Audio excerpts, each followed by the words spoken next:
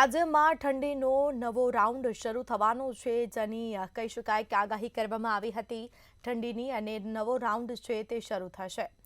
રાજ્યમાં ઠંડીનો નવો રાઉન્ડ શરૂ થવાનો છે, તો ફરી એક વખત ઠંડીથી છૂટવાવું પડશે। આજે તાપમાન 2 થી 3 ડિગ્રી ઘટશે।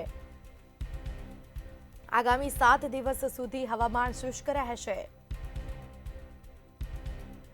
તો હવામાન વિભાગ દ્વારા આગાહી કરવામાં આવી છે, ઠંડીને લઈને આગાહી કરી છે, જેમાં રાજ્યમાં ઠંડીનો નવો રાઉન્ડ શરૂ થશે।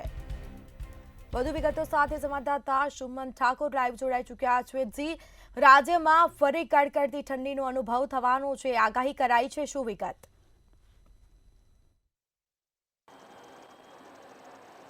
जी ચોક્કસપણે કહી શકાય કે અમદાવાદમાં નહીં પરંતુ રાજ્યમાં હવે ઠંડીની બે ઋતુઓ જે છે તે ચાલી રહી છે। કહી શકાય કે હવામાન વિભાગ દ્વારા જે ઠંડીની આગમન છે તે થઈ રહ્યું છે। સાથે સાથે જો વાત કરીએ તો રાજ્યમાં ઠંડીનો નવો રાઉન્ડ છે તે શરૂ થઈ ગયો છે, અને આજે તાપમાન છે 2 થી 3 ડિગ્રી છે તે ઘટશે, અને કહી શકાય કે આગામી 7 દિવસમાં હવામાન છે તે સક્રિય રહેશે।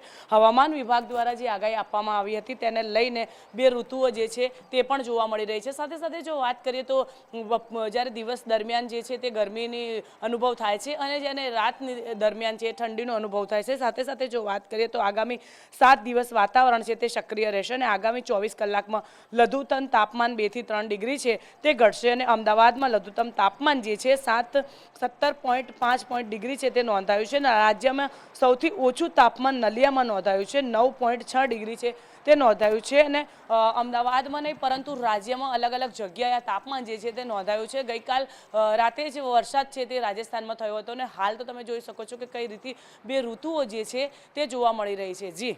જી બિલકુલથી તમામ જાણકારી આપવા બદલ આપનો આભાર। તો આગામી 7 દિવસ સુધી કહી શકાય કે હવામાન શુષ્ક રહેશે। હવામાન વિભાગ દ્વારા આગાહી કરવામાં આવી છે।